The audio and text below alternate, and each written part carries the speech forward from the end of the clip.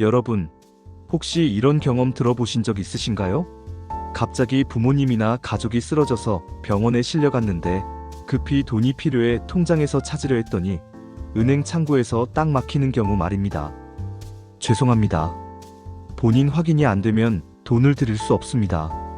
이런 말을 들었을 때 가족들은 가슴이 철렁 내려앉습니다. 사실 예전에는 조금 달랐습니다. 통장, 도장, 비밀번호만 있으면 가족이 대신 돈을 찾는 경우가 흔했고 은행도 큰 문제 없이 처리해주곤 했습니다. 하지만 지금은 제도가 달라졌습니다. 금융실명제가 강화되고 전산이 철저해지면서 이제는 신분증으로 본인 확인이 되지 않으면 절대 인출이 불가능합니다. 특히 치매 진단이 내려지거나 사망 사실이 등록되면 위임장이나 도장이 있어도 모두 무효가 됩니다.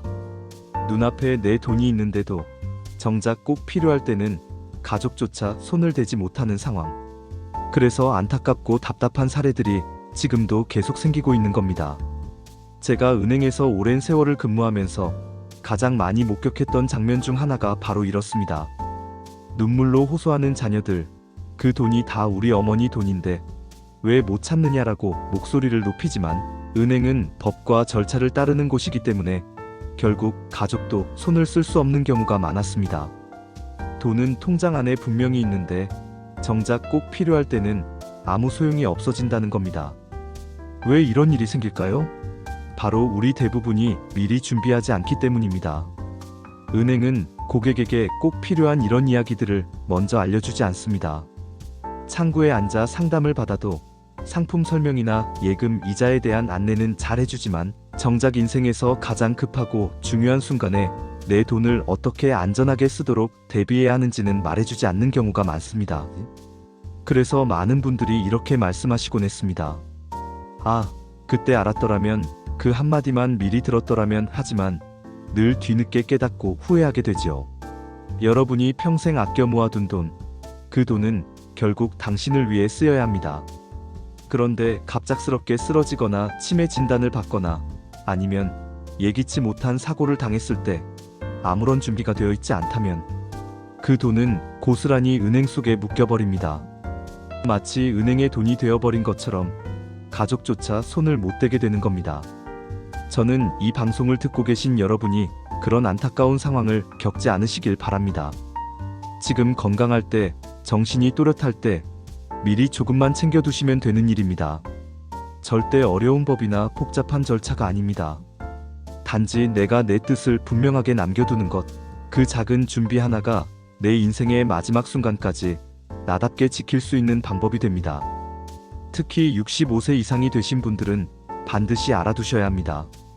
왜냐하면 이 시기부터는 건강이 언제 어떻게 변할지 예측하기 어렵고 자녀들도 제각각 가정을 꾸리면서 갑작스럽게 부모의 일을 대신 챙겨야 하는 경우가 많기 때문입니다. 제가 현장에서 만난 많은 어르신들 중 상당수가 나는 아직 건강하니까 괜찮아고 미루다가 어느 날 갑자기 후회하는 경우가 많았습니다. 준비란 늘 여유가 있을 때 해야 효과가 있습니다. 어느 80살 어르신은 평생 모아둔 돈을 정기예금에 넣어두셨습니다. 그런데 치매 초기 진단을 받고 병원비가 급해졌을 때 아들이 통장과 도장을 들고 은행에 왔습니다. 비밀번호도 알고 있었습니다.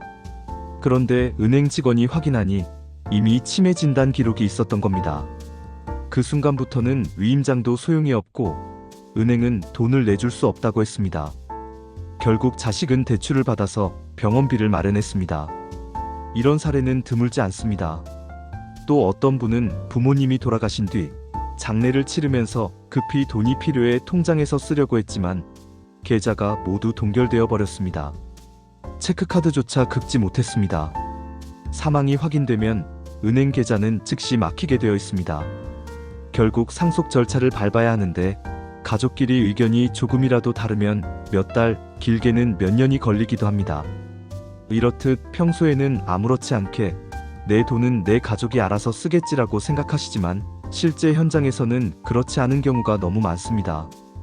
그래서 오늘 저는 오랜 은행 경험을 바탕으로 꼭 알아두셔야 할 정보들을 풀어드리려 합니다. 은행에서 절대 먼저 말해주지 않는 정보, 하지만 60대, 70대, 80대 어르신이라면 반드시 준비해야 하는 정보들입니다. 제가 드릴 이야기는 단순한 지식이 아닙니다. 이것은 당신과 당신 가족의 삶을 지키는 안전장치입니다. 갑작스러운 상황에서도 가족이 당황하지 않고 제때 필요한 돈을 쓸 수 있도록 도와주는 방법입니다. 한 번쯤 들어두셨다가 그래, 나도 준비해야겠다라는 생각이 드신다면 그걸로 충분합니다. 여러분, 우리가 살아온 세월 동안 수없이 많은 위기를 잘 버텨왔습니다. 경제 위기, 가족의 어려움, 건강의 문제, 그 모든 순간을 이겨내신 분들이시죠. 그런데 나이가 들수록 또 다른 현실적인 벽이 기다리고 있습니다. 바로 돈의 문제, 절차의 문제입니다. 내 돈인데 왜 내 가족이 못 쓰지? 라는 의문이 들 수 있지만 은행은 정해진 법을 따를 뿐입니다. 그렇다면 우리는 그 법 안에서 현명하게 준비해야 합니다. 이야기를 들으시면서 혹시 마음 한구석이 불편하시더라도 꼭 끝까지 들어보시기를 권합니다. 이건 누구나 겪을 수 있는 일이기 때문입니다. 젊은 사람들도 피할 수 없는 문제인데 하물며 60대 이후의 인생에서는 더 자주 닥칠 수밖에 없습니다. 오늘 제가 드릴 말씀은 5가지로 정리할 수 있습니다. 하지만 우선은 여러분께 말씀드리고 싶습니다. 준비는 결코 거창하지 않습니다. 은행에 한 번만 가셔도 또는 서류 몇 장만 챙겨두셔도 충분합니다. 그 작은 노력이 훗날 당신과 가족을 지켜줍니다. 이제 곧 본격적으로 왜 가족이 통장 속 돈을 쉽게 꺼낼 수 없는지, 또 어떻게 해야 내 돈이 묶이지 않고 제때 가족에게 쓰일 수 있는지 하나하나 풀어드리겠습니다. 오늘 이 시간이 여러분께 작은 깨달음이 되고 또 평생의 든든한 안전망이 되기를 진심으로 바랍니다. 자, 이제 본격적으로 말씀드리겠습니다. 왜 내 돈인데도 내 가족이 쉽게 못 쓰는 걸까? 그리고 그런 상황을 막으려면 무엇을 준비해야 할까? 제가 은행 현장에서 직접 보고 경험했던 사례들을 토대로 하나씩 풀어드리겠습니다. 가장 먼저 기억해야 할 건 금융실명제도라는 겁니다. 이 제도는 30해가 훨씬 넘게 우리 사회에서 지켜지고 있습니다. 취지는 단순합니다. 돈을 누가 갖고 있는지, 누가 쓰는지 명확히 하자는 것이죠. 그래서 통장에 이름이 적힌 본인만 사용할 수 있습니다. 가족이라도, 자녀라도, 배우자라도 법적으로는 본인과 별개의 사람입니다. 그러니 갑자기 병원비가 급해도 가족이 바로 인출하지 못하는 겁니다. 저는 이 제도가 처음 도입됐을 때를 아직도 생생히 기억합니다. 많은 분들이 내 돈을 왜 내 자식이 못 쓰냐고 화를 내셨습니다. 하지만 은행 직원 입장에서는 법이 정해놓은 틀을 벗어날 수가 없습니다. 그래서 우리가 해야 할 일은 단순합니다. 그 틀 안에서 미리 준비를 하는 겁니다. 그렇다면 어떤 준비가 필요할까요? 가장 먼저 생각할 수 있는 게 금융거래 위임장입니다. 이건 말 그대로 내가 은행에 직접 가지 못할 때 내가 지정한 가족이 대신 돈을 찾을 수 있도록 하는 문서입니다. 그런데 중요한 건 이 위임장은 본인이 정신이 또렷할 때만 만들 수 있다는 사실입니다. 미루다 보면 뜻하지 않게 늦을 수 있습니다. 예전에 제가 도와드린 한 어르신이 계십니다. 그분은 이른을 넘기면서 병원에 자주 다니게 되자 딸과 함께 은행에 와서 위임장을 작성하셨습니다. 그 덕분에 몇 달 뒤 어르신이 수술을 받게 되었을 때 딸이 문제없이 병원비를 낼 수 있었습니다. 만약 그때 미리 준비하지 않으셨다면 치료가 지연되었을지도 모릅니다. 다만 위임장에도 한계가 있습니다. 치매 진단을 받거나 의식을 잃으면 이미 써둔 위임장도 효력이 떨어질 수 있습니다. 그러니 건강할 때 오늘이라도 은행에 가셔서 준비해 두시는 게 가장 좋습니다. 두 번째 방법은 공동명의 통장입니다. 하나의 통장을 두 사람이 함께 관리하는 방식이죠. 부모와 자녀, 부부끼리 함께 만들 수 있습니다. 장점은 분명합니다. 어느 한쪽이 갑자기 쓰러져도 다른 한쪽이 바로 돈을 쓸 수 있다는 겁니다. 제가 기억하는 분 중에 홀로 지내시던 어르신이 계셨습니다. 혹시라도 자신이 병원에 입원하면 생활비가 묶일까봐 미리 딸과 공동명의로 계좌를 만들어 두셨습니다. 몇 년 뒤 실제로 쓰러지셨을 때 딸이 문제없이 돈을 꺼내 쓸 수 있었고 그 덕분에 치료가 늦어지지 않았습니다. 이처럼 공동명의 계좌는 생활비나 병원비처럼 급한 상황에서 큰 힘이 됩니다. 하지만 이 방식도 단점이 있습니다. 상대방이 마음만 먹으면 내 돈을 자유롭게 쓸 수 있다는 점, 또 상속 과정에서 증여로 간주될 수 있다는 점입니다. 그래서 반드시 신뢰할 수 있는 가족과만 하셔야 하고, 자녀가 여러 명이라면 미리 이야기를 충분히 나누시는 게 좋습니다. 세 번째는 예금자 사전 지정 제도입니다. 아직 많은 분들이 잘 모르십니다.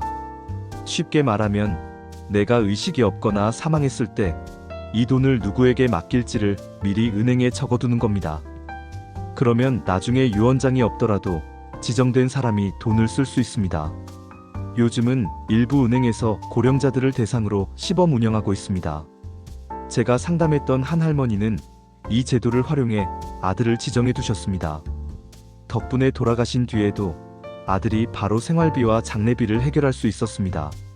만약 지정이 되어 있지 않았다면 몇 달 동안 상속 절차가 진행될 때까지 돈을 못 썼을 겁니다. 다만 이 제도는 아직 모든 은행에서 시행되지 않기 때문에 거래하는 은행에 꼭 전화해 확인해 보시는 게 좋습니다. 자, 지금까지 세 가지 방법을 말씀드렸습니다.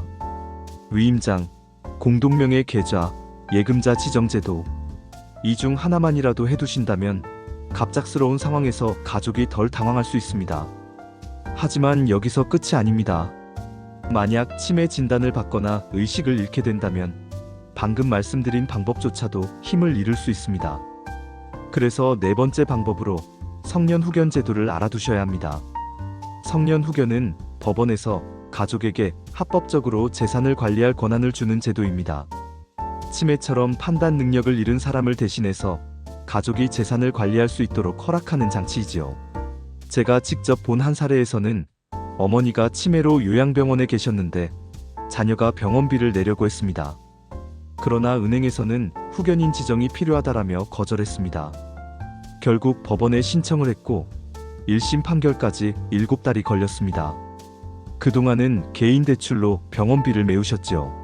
쉽지 않은 과정이었지만 후견 제도가 있었기에 결국 합법적으로 어머니의 돈을 관리할 수 있었습니다.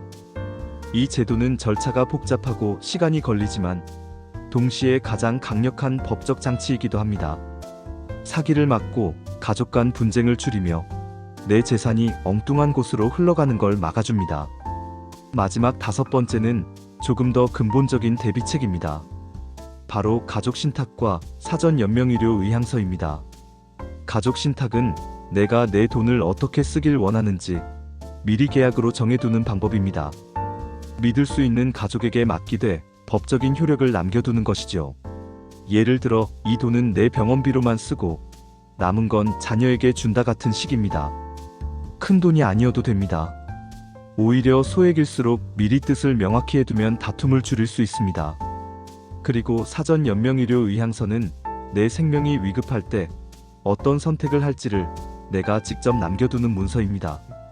나는 인공호흡기를 달고 오래 살기보다는 편안하게 가고 싶다. 혹은 나는 가능한 모든 치료를 끝까지 받고 싶다. 이런 뜻을 미리 적어두는 겁니다. 이 문서는 가까운 보건소에서 무료로 작성할 수 있습니다.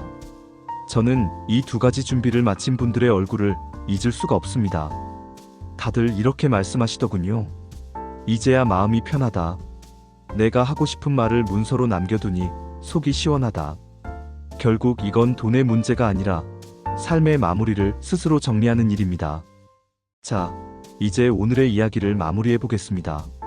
지금까지 5가지 방법을 말씀드렸습니다.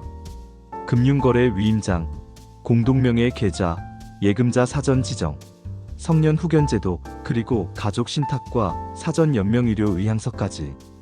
이 방법들은 결코 어려운 법률 지식이나 복잡한 절차가 아닙니다. 다만 미리 알지 못하면, 그리고 준비하지 않으면 내 돈임에도 불구하고 내 가족이 단 한 푼도 쓰지 못하는 상황을 맞이하게 됩니다. 제가 현장에서 만난 많은 분들이 공통으로 하신 말씀이 있습니다. 왜 그때는 아무도 이 이야기를 해주지 않았을까? 왜 미리 준비하라는 말을 들려주지 않았을까? 후회는 늘 늦게 찾아옵니다. 하지만 여러분은 다릅니다. 지금 이 이야기를 듣고 계신 순간이 바로 준비할 수 있는 가장 좋은 때입니다. 생각해 보십시오. 만약 내가 갑자기 쓰러져 병원에 누워 있을 때 내 자녀가 서랍을 열어보니 통장, 도장, 위임장, 신탁계약서가 제각각 흩어져 있다면 얼마나 당황하겠습니까? 그래서 저는 꼭 권해드립니다. 내 삶의 기록을 하나로 정리해 두는 겁니다. 주민등록번호, 가족연락처, 자주 다니는 병원과 복용약 이름, 내가 가진 통장과 보험, 그리고 내가 남겨두고 싶은 뜻까지 한 파일에 정리해 두는 겁니다. 그 파일 하나가 내 가족을 지켜주는 든든한 방패가 될 수 있습니다. 무엇보다 중요한 건 이 준비가 결코 가족만을 위한 게 아니라는 사실입니다. 내 스스로를 위한 준비이기도 합니다. 내가 평생 지켜온 가치와 모아온 재산, 그리고 내 삶의 마지막 모습까지 내가 직접 정리하는 겁니다. 그것이야말로 진짜 나다운 마무리 아닐까요? 혹시 지금 마음속에 그래, 나도 준비해야겠다라는 생각이 드셨다면 그게 바로 오늘 이 시간을 가진 이유입니다. 한 장의 종이, 하나의 파일이 내 가족의 삶을 훨씬 더 평온하게 바꿀 수 있습니다. 오늘 이야기가 여러분께 작은 길잡이가 되기를 바랍니다. 그리고 이 영상을 듣고 계신 분들 중 누군가가 나도 이제는 정리해야겠다 하고 행동으로 옮기신다면 그 자체로 제 이야기는 충분히 의미가 있을 것입니다. 여러분의 시간이 더 단단하고 평온해지기를, 또 여러분의 준비가 가족에게 큰 안심이 되기를 진심으로 바랍니다. 오늘 함께 해주셔서 감사합니다.